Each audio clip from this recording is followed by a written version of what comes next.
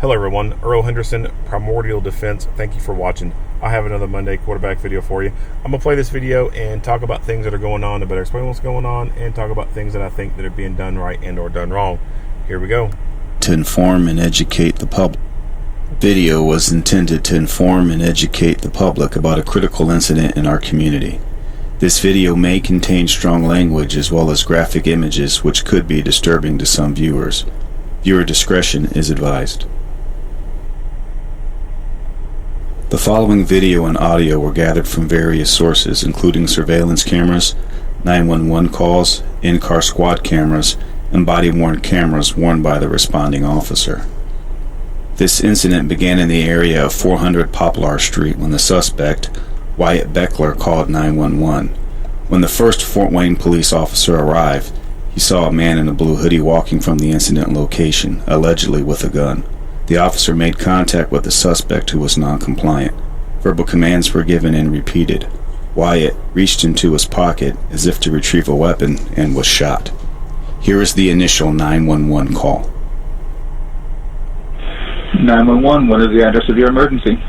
410 Poplar. Hey, a man in a blue hoodie just pulled a gun on me. Okay, and is he still there? Yeah, he's running away. Running away? Alright, and you said, what was that address again? 410 Poplar. Okay, you said man in blue hoodie? Yep. Is he white, black, Hispanic? He's white. Which way did he go? I'm not quite sure. He's running right now. Okay, is he going towards Hoagland or towards Fairfield? I don't know. Okay. And do you know that guy? No. Okay. Okay, and what's your callback number? Hello? He hung up, yeah.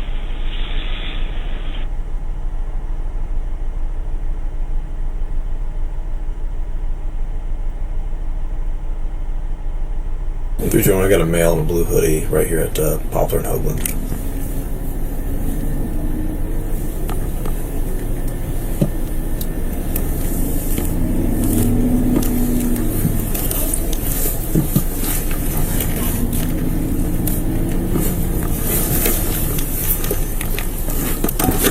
Let me see your hands real quick. Come back here. Hey, come back here. Get your hands up. Get your hands up. Let me see your hands. Let me see your hands now. He's walking northbound on Hoagland, is refusing commands.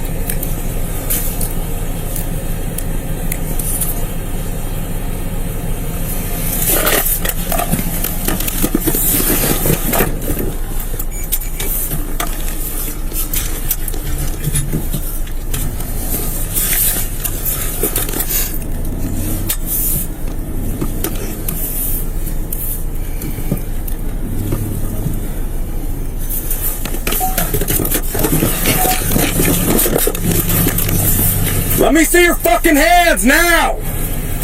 Get your hands up where I can see them! Keep your hands up and walk back to me now! I got one at gunpoint. Keep coming to me, keep your hands up! Face away from me and keep your hands up! Face away from me and keep your hands up! Keep walking back! Keep walking back! Stop there. Get on your knees now. Keep your hands on your head. Get on your knees. Stop. Get on your knees. Get on your fucking knees. Get on your knees. Now. Get on your knees, dude.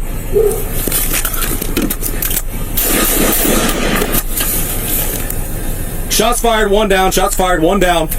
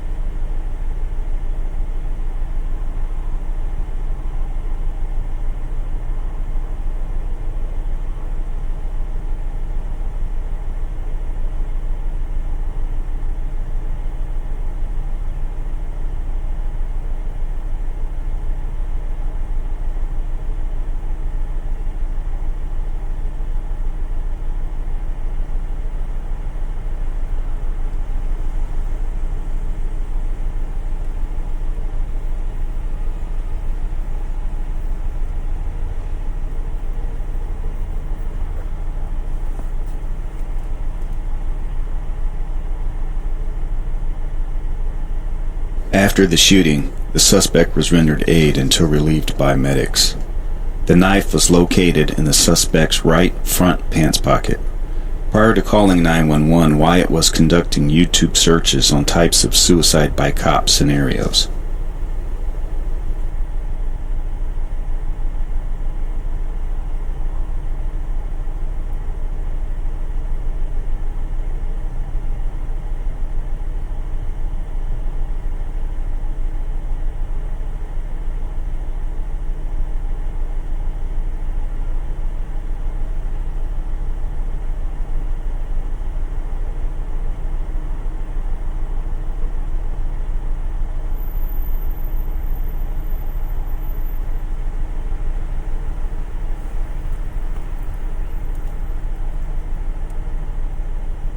Body-worn cameras are used by all officers assigned to patrol and specialty units.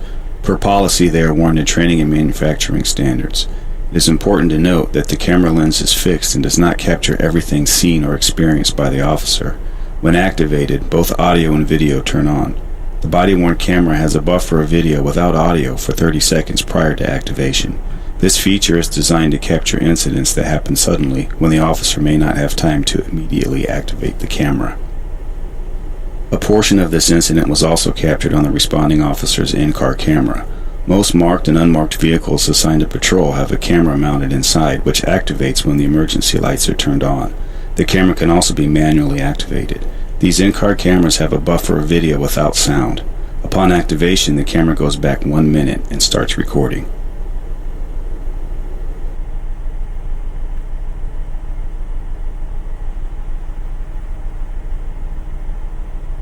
This incident is subject to both an internal and criminal investigation, which will be reviewed by the Allen County Prosecutor's Office. All right.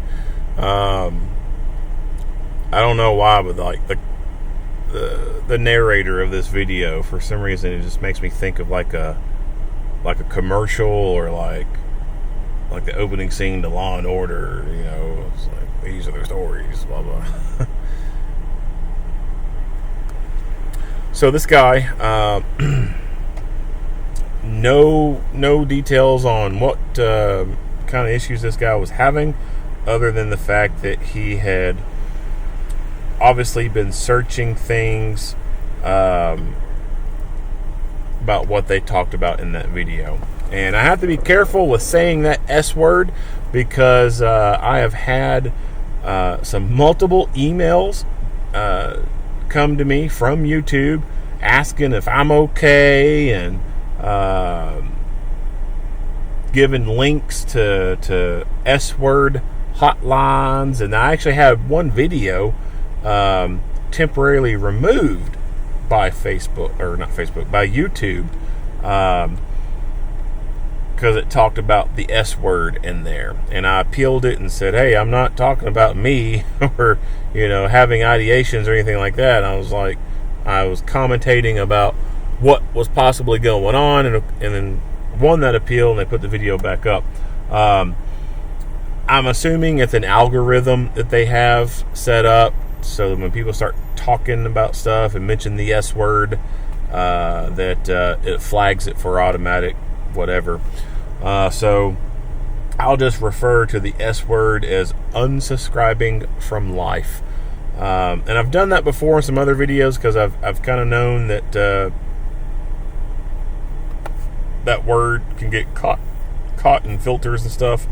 But yeah, he obviously has some stuff going on, and it sucks to think that at 18 years old, 18, this dude's already thinking about unsubscribing from life. No idea what's going on in his life. There's multiple factors and stuff going on that can lead a person down that rabbit hole and thinking about stuff like that. It's really sad that someone that young thinks that that is the only option. That's the only way going to be fixing stuff. Stuff like this has happened before, where the person makes a call to 911, describes their self, what they look like, and say that the person has been doing something dangerous, and the police come, and then they act a certain way to make the police have to respond. So this officer is knowingly responding to a call where a guy has pulled a gun on someone else and he's looking for the guy. That is a high-risk type of call. A high-risk type of call like that means that there could be a gunfight. And if you are going to something that you think could be a gunfight, or you know you're going to a gunfight, bring a rifle. And bring your friends with rifles. He first stops and he gets out and he has a pistol only. I don't think that a pistol is the greatest thing to be bringing out in the middle of a gunfight or potential gunfight. A rifle needs to be coming out instead. He does get a rifle out, but his first stop here, he decides to get a pistol out. I think the rifle should have been the first thing he got. The guy is non-cooperative and starts walking away. At this point, the officer decides to get back into his car and follow a little bit more. I am not a big fan of that. Once you put yourself in that vehicle, you are putting yourself in a box, and it's an unarmored box. If that guy really did have a gun, he could start shooting at that officer, and the officer would be stuck in the car, and he would have to either drive the car to the right and try and get out, or maneuver that vehicle in some way. And he's on a residential street, and he's going to be limited on how he's going to maneuver that vehicle out of the kill zone. I think it would have been better if he had just stayed out of his vehicle and started to follow on foot and start giving updates on where he's at. When he does finally come to a stop for the second time, he gets his rifle out. Now, in between them, as far as him getting back in the car and starting to go forward some, this guy's facing him. He could have... Let me see your fucking head! As the officer was making the stopping transition, throwing the car in the park, he could have, if he had an actual gun and was, wanting to kill the officer, he could have engaged the officer, initiated that contact, and that officer would have been stuck in a vehicle that's in park, not moving, and not in a good spot to be. Hands now! Get your hands up where I can see these! He gets his rifle out the second time, and that is the correct thing to do. That is the best thing that you want when you're dealing with someone who has a weapon or believe to have a weapon. Rifles are better than pistols. Rifles are more accurate, and the terminal ballistics are night and day difference compared to pistol. Get on your knees! He's at a juncture right now where he's providing lethal cover. This guy is reported to have a gun, has pulled it on someone, and he's at a point now where he's providing lethal cover. The guy's a threat. He hasn't been too terribly cooperative at the beginning, but is getting to the point where he's semi kind of cooperative right now. He's still acting a little fishy, and so this officer is thinking, all right, I need to also think about bringing in less lethal at this point. So he draws his taser. So this is something I see quite often. It's an option, and it can work, but it's also an option that may not work very well at all. The guy does have a hoodie on.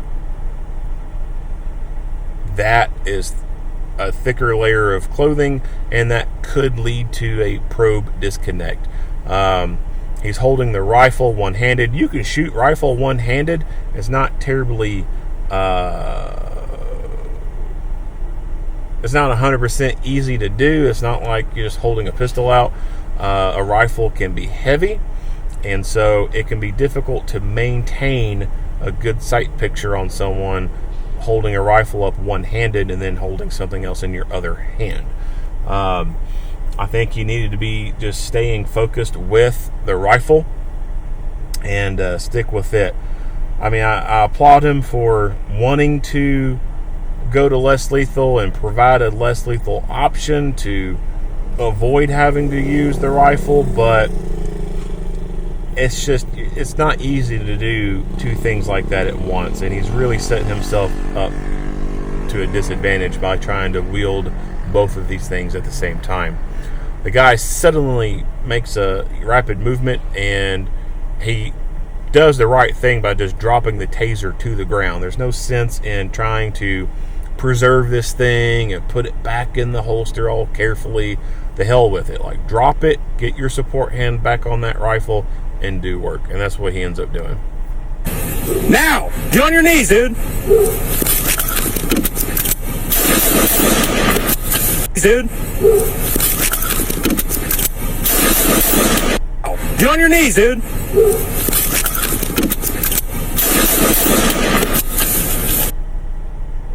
Can't see how he's working the safety and everything. I suspect that clicking noise that we kind of heard could have been him disengaging that safety. Or it could have been the taser falling the rest of the way. Not really sure. Your knees, dude.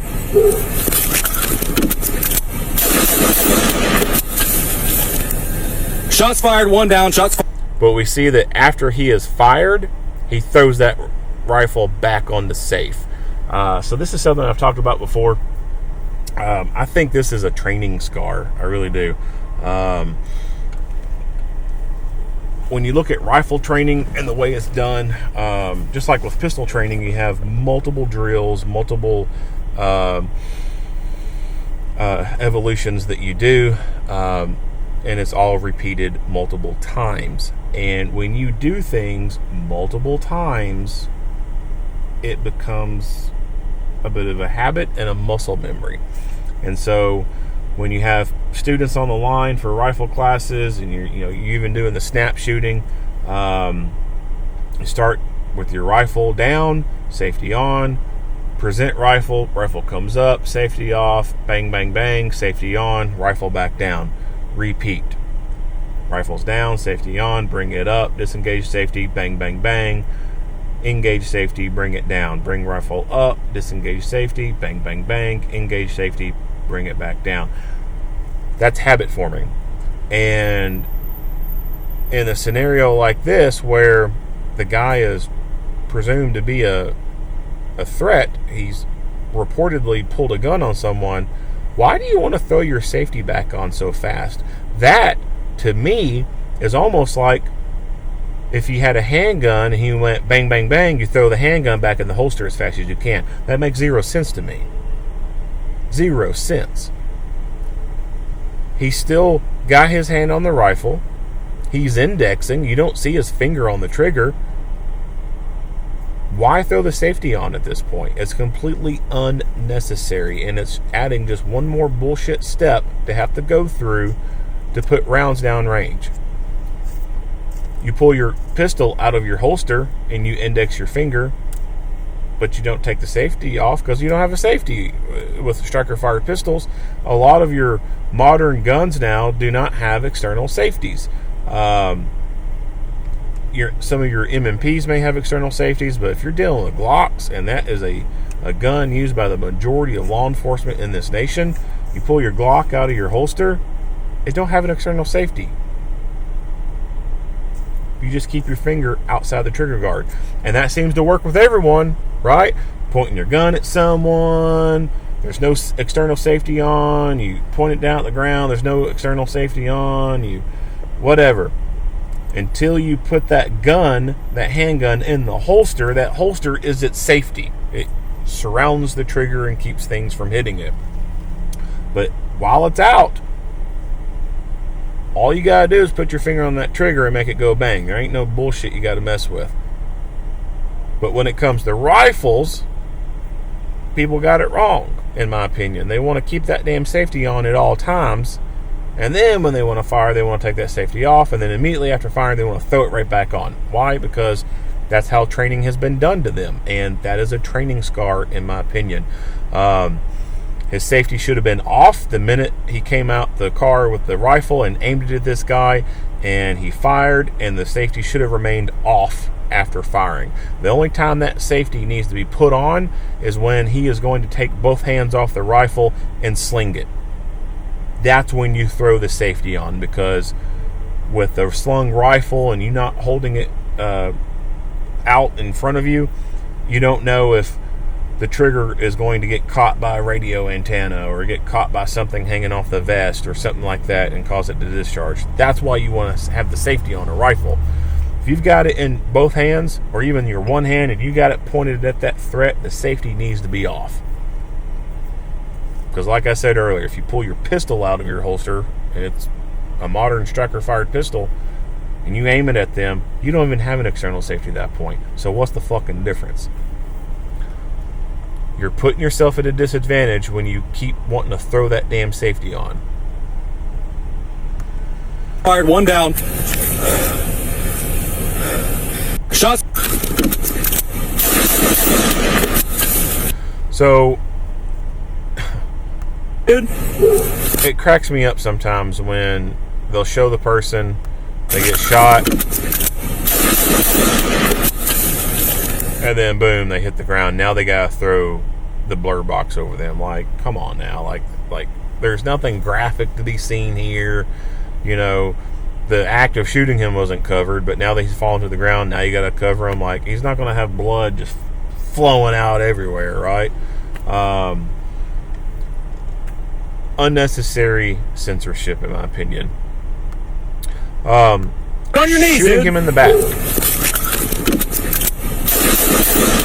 So you could see that he was reaching into his pocket, like he's trying to get something out of that pocket. This guy was reported to have a gun, but was reported to have pulled it on someone. Now he's reaching into his pocket like he's going for a gun. This officer had no choice but to use deadly physical force. What would you expect this officer to do? Wait for him to pull the gun out and then point it at him before shooting? No, that is incredibly stupid. Action generally beats reaction.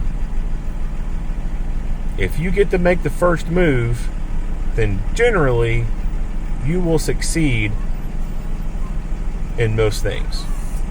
So if this guy had a gun and he's able to get it out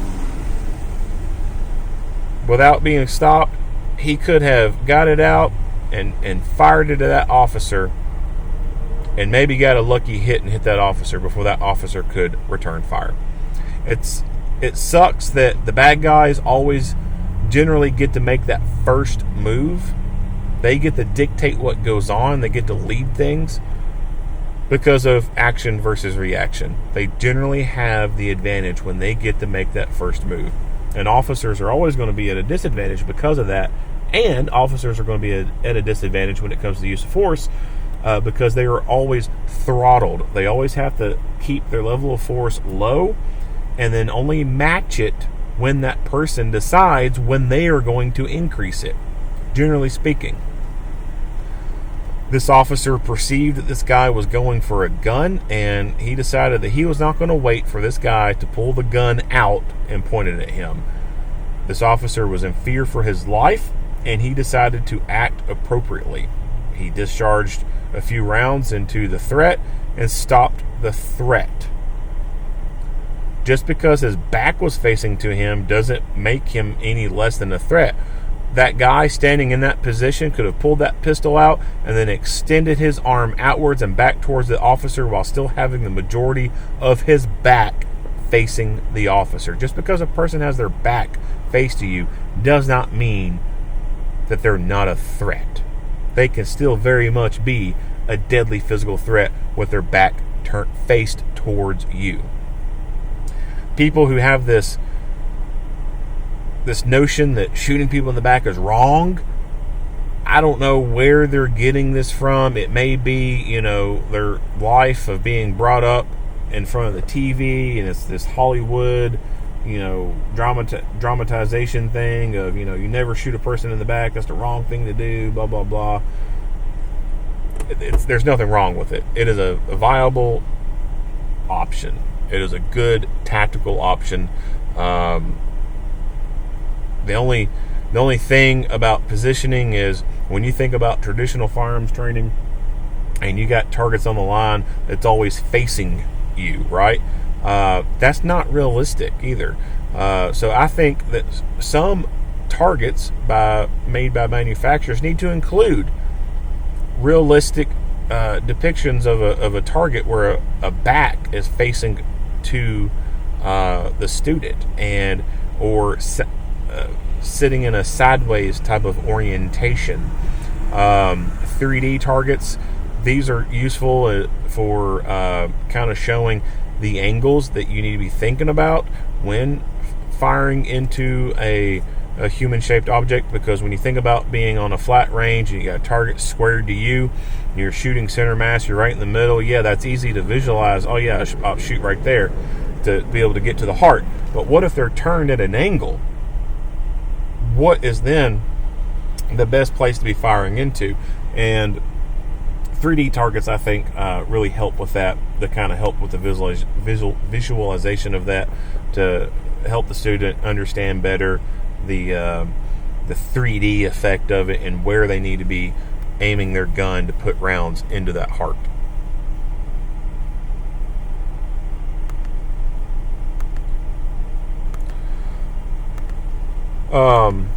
I don't know anything about this officer. He could be on some type of team or something. He does have a PEC 15 on top of the rifle. Those are things that are generally not given out to regular patrol people because it has IR capability.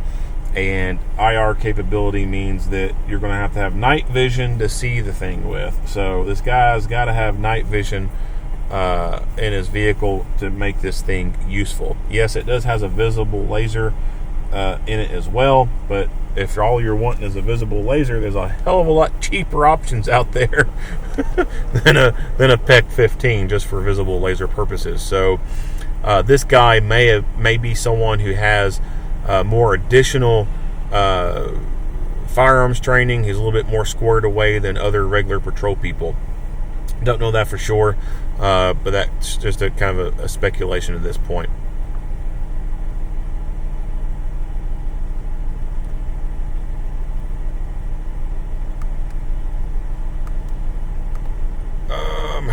Not much else to say about this video. If you like what you hear and see, go ahead and give me a like and a share. If you have not already, hit the subscribe button and stay tuned for more Monday quarterback videos. Earl Henderson, Primordial Defense. Thank you for watching.